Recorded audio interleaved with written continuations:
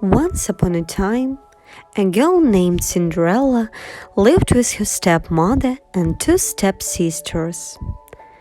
Poor Cinderella had to work hard all day long so the others could rest.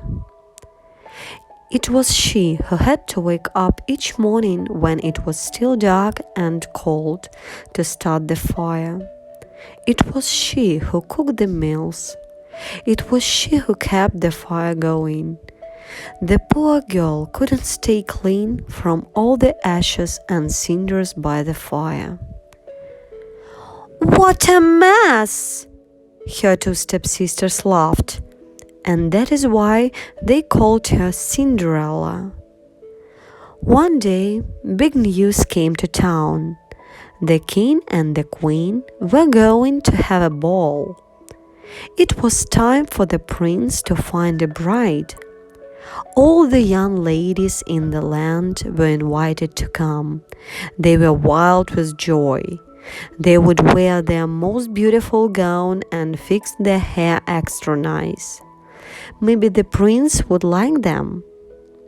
At Cinderella's house, she now had extra work to do.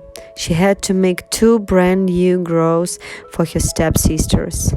"Faster!" shouted one stepsister.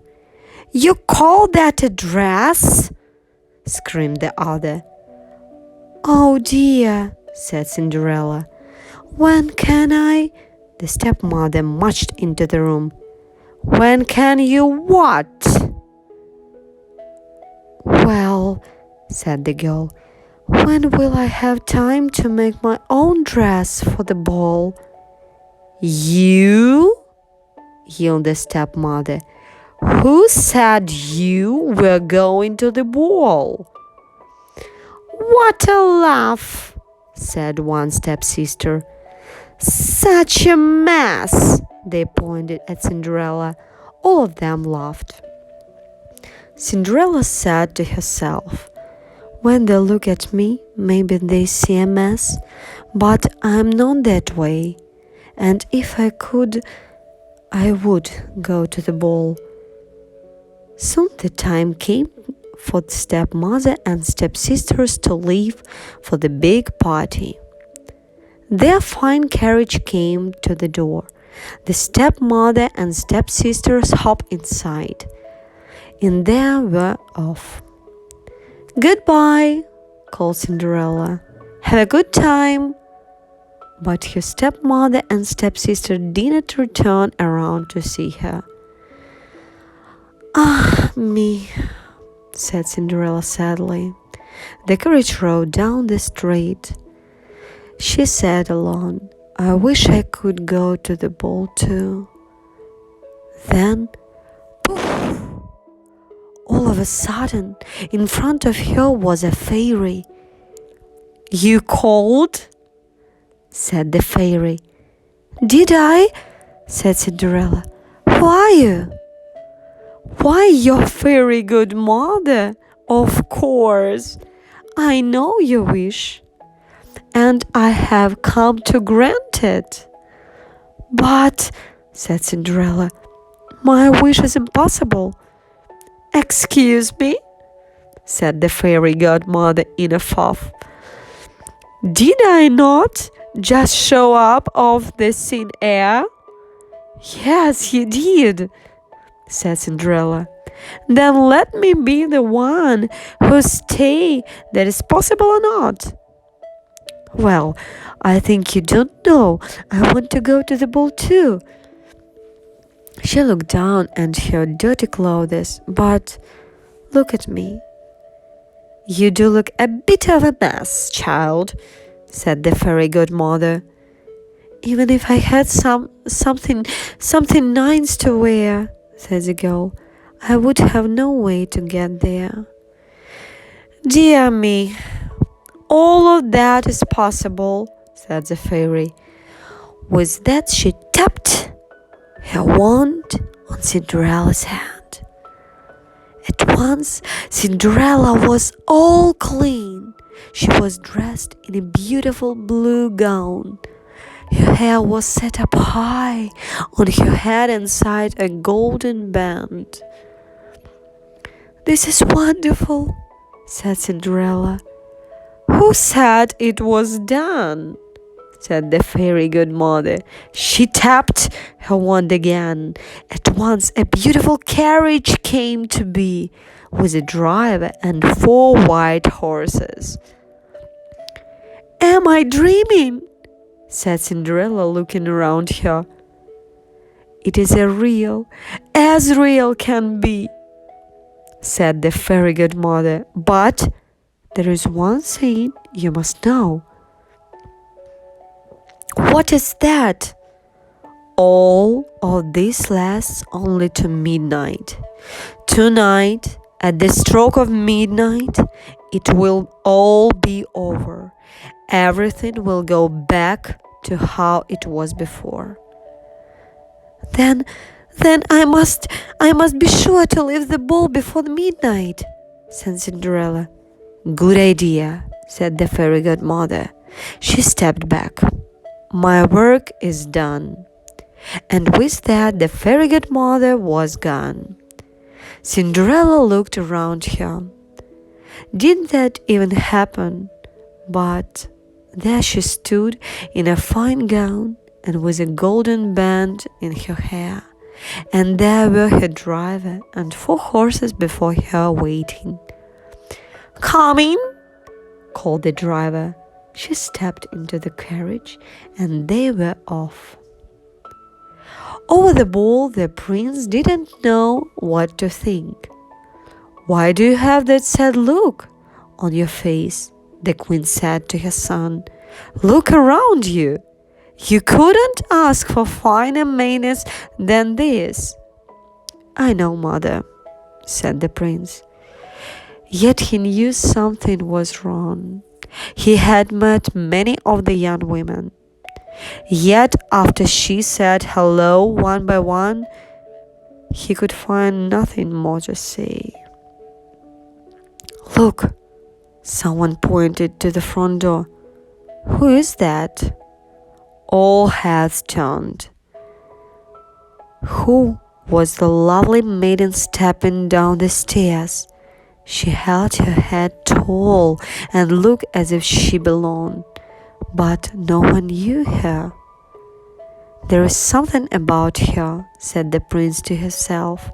I will ask her to dance." And he walked over to Cinderella. "How we met?" said the prince. "I am pleased to meet you now," said Cinderella with a bow. "I feel as if I know you," said the prince. "But of course that is impossible." "Many things are possible," said Cinderella, "if you wish them to be true." The prince felt a leap in his heart. He and Cinderella danced. When the song was over, they danced again, and then they danced again and yet again. Soon the other maidens and the bull grew jealous. "Why is he dancing all the time with her?" they said. "How rude!" But all the prince could see was Cinderella. They laughed and talked. They danced some more. In fact, they danced for so long that Cinderella didn't see the clock. "Done," said the clock. Cinderella looked up. "Done," went the clock again. They looked up again. "Oh my!" she cried out. "It was almost midnight." "Done," ran the clock. "Why does that matter?" said the prince. "Done," called the clock. "I must go," said Cinderella. "Done," went the clock. "But we just met," said the prince. "Why leave now?" "Done," ran the clock. "I must go," said Cinderella. She ran to the steps. "Done," said the clock. "I cannot hear you," said the prince. "The clock is too loud." Done, ran the clock. Goodbye, said Cinderella. Up the stairs she ran. Done, went the clock. Please, stop for a moment, said the prince. Oh dear, she said, as one glass slipper fell off her foot on the stairs. But Cinderella kept running up. Done, said the clock. Please wait a moment, said the prince. Done, ran the clock. Goodbye, Cinderella turned one last time. Then she rushed out the door. Done. The clock was quiet. It was midnight. Wait, called the prince. He picked up her glass slipper and rushed out of the door. He looked around, but couldn't see her blue dress anywhere. This is all I had left from her, he said, looking down at the glass slipper. He saw that it was made in a special way to fit a foot like no one other. Somewhere there is the other glass slipper, he said. And when I find it, I will find her too. Then I will ask her to be my bride. From hut to hut, from house to house, went the prince.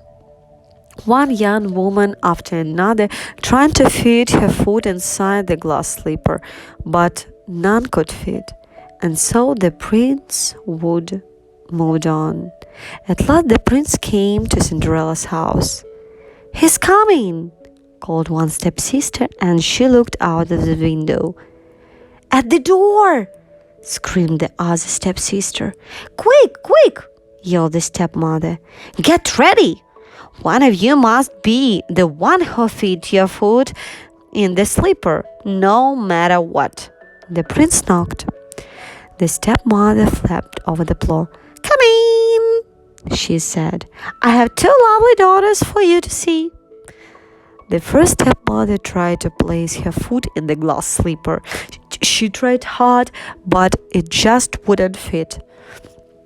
Then the second stepsister tried to fit her foot inside.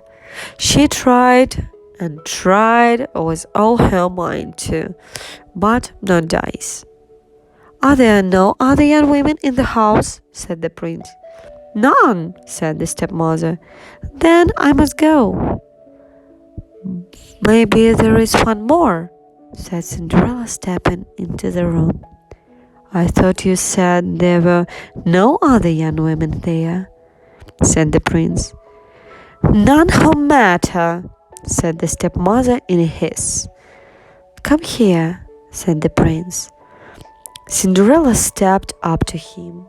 The prince got down on one knee and tried the glass slipper of her foot. It fit perfectly. Then from the pocket Cinderella took out something. It was the other glass slipper. "I knew it," he cried. "You are the one." "What?" shouted a stepsister. "Not here!" screamed the other stepsister. "This cannot be," yelled the stepmother. But it was too late. The prince knew that Cinderella was the one. He looked into her eyes. He didn't see the cinders in the hair and ashes on her face. "I have found you," he said. "And I have found you," said Cinderella. And so Cinderella and the prince were married, and they lived happily ever after. The end.